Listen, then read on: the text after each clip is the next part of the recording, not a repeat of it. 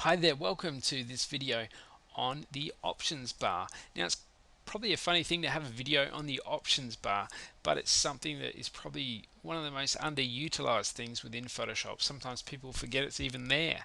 Now, as I mentioned in one of the first videos on navigating around Photoshop, whenever you select a tool, it could be the crop tool, the lasso tool, the brush tool, the patch tool, the clone tool, any tool at all, there is always options in the options bar for it. Now, I highly recommend that every time that you select a tool, especially to begin with, that you get familiar, you have a quick look up at the options bar and see what options are available. Now, it's great to experiment as well. So, um, what you may want to do is actually duplicate your background layer. So click and drag it to the new layer icon, and that'll duplicate the background layer. Once you've done that, then you can sort of go crazy.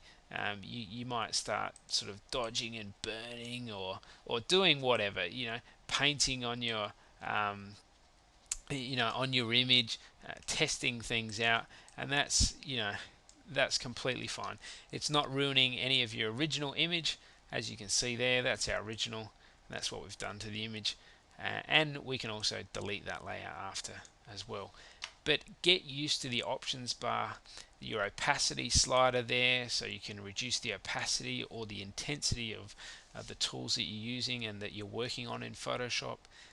Your different modes, and we'll go into that a little more later, but something else which is very important, our brush tool here, we've got a hardness slider.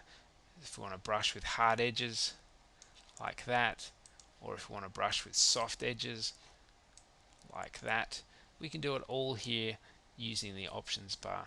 It's a great tool, great resource, something that I highly suggest you get familiar with and that you keep in mind, and we'll refer to it in other video tutorials as well. Have a great day, keep in touch with that options bar, and I'll see you on the next video.